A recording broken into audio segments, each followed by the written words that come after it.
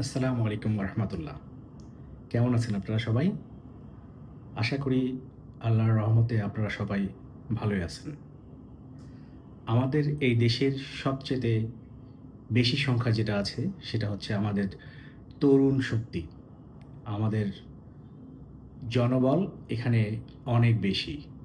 আমরা এই জনবলকে যদি কর্মদক্ষতায় এবং এটাকে অ্যাসেট হিসেবে পরিণত করতে পারি তাহলে আমরা বিশ্বের অন্যতম দেশের মধ্যে একটি হতে পারবো। তাই আপনারা যারা তরুণ সমাজ, মাঝবয়সী এবং বৃদ্ধ বয়সী, আসলে অবসর বলে কিছু নাই। আমাদের প্রত্যেককেই যদি আমরা কর্মক্ষম থাকি তাহলে শুধু নিজের উপকার না, দেশ ও জাতির উপকার। নিজে কর্মক্ষম থাকলে দেশকে বৈদেশিক মুদ্রা এনে দেওয়ার জন্য সহজ হয়। নিজে কর্মক্ষম থাকলে নিজের শরীর ঠিক থাকে এবং পরিবারের কাছেও একটা সম্মান থাকে। তাই আসুন আজকে থেকে আমরা প্রতিটা ঘরে অন্ততপক্ষে প্রত্যেকেই আমরা কর্মক্ষম হয়ে নিজেকে গড়ে তোলার চেষ্টা করি। আমাদের একটা পরিবারে যদি আমরা স্বাভাবিকভাবে ধরে নিই ৪ জন সদস্য, অর্থাৎ বাবা, মা, একজন ছেলে, একজন মেয়ে। বাবা সাধারণত কোনো না কোনো কর্মসংস্থান করে থাকে। মা সবচেয়ে বড় দায়িত্বটা পালন করে। পরিবারের আ সবাইকে দেখে শুনে রাখা, সবার জন্য পড়ালেখার ব্যবস্থা করা, খাওয়ার ব্যবস্থা করা সবকিছুই কিন্তু সে দায়িত্ব পালন করে।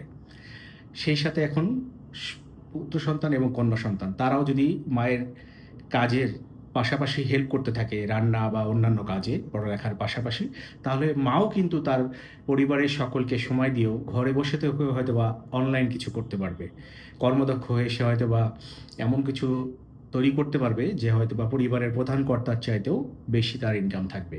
ইনকামটা সবচেয়ে জরুরি না। জরুরি হচ্ছে গিয়ে সবাইকে এটার সাথে লেগে থাকা, কর্মশক্তিতে সাথে রূপান্তরিত করা। আমরা একজন কাজ করছি আর একজন সহযোগিতা করছি তাহলেও কিন্তু হচ্ছে কর্মক্ষমতা হচ্ছে দ্বিগুণ হয়ে যাবে। আর একজন কাজ করছি আর একজন জাস্ট বসে আছি বা দেখছি তাহলে আসলে আমাদের কর্মক্ষমতাটা অর্ধেক হয়ে যায়। তাহলে আমরা জনগণকে আমরা শ্রমশক্তি বা আমরা যদি আমরা কার্যক্রম কোনো শক্তিতে পরিণত করতে পারি, উন্নত দেশগুলো কিন্তু আমাদের দেশের দিকেই চেয়ে থাকবে। এখনো খেয়াল করে দেখেন আমাদের দেশের লেবার কস্ট অনেক কম। অন্য দেশও আমাদের দেশ থেকে হচ্ছে শ্রমিক নিয়ে যাওয়ার জন্য চেষ্টা করে। আমাদের দেশের শ্রমিকরা কিন্তু অনেক কাজেই তারা পারদর্শী। শুধু দেখা যাচ্ছে ল্যাঙ্গুয়েজ ব্যারিয়ার থাকে। তারা হয়তোবা ইংলিশে কথা বলতে পারে না বা ওই দেশের সাথে মানানসইভাবে চলতে পারে না। তাই তাদেরকে হয়তো অড জবগুলো করতে হয়। এটা আমরা এখন থেকে অন্ততপক্ষে আজ হতে আমরা প্রতিজ্ঞা করি, আমরা অন্ততপক্ষে কারিগরি বিষয়ে জ্ঞান নেওয়ার চেষ্টা করব।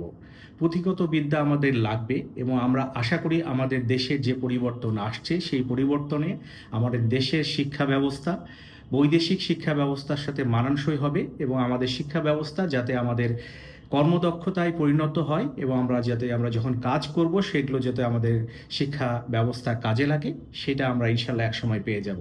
সেই দিন পর্যন্ত দেশের কর্ণধারদের উপরে তাকিয়ে না থেকে অন্তপক্ষে নিজের ঘর হতে শুরু করুন। আপনার নিজের ঘরে নিজেরা কর্মদক্ষতা গড়ে তুলুন। অন্ততপক্ষে পারিবারিক কর্তা যদি ইলেকট্রনিক্স কোনো বিষয়ে অভিজ্ঞ হয়ে থাকে তাহলে তার সন্তানকে শেখাতে পারে, অনলাইন কোনো বিষয়ে তাকে শেখাতে পারে।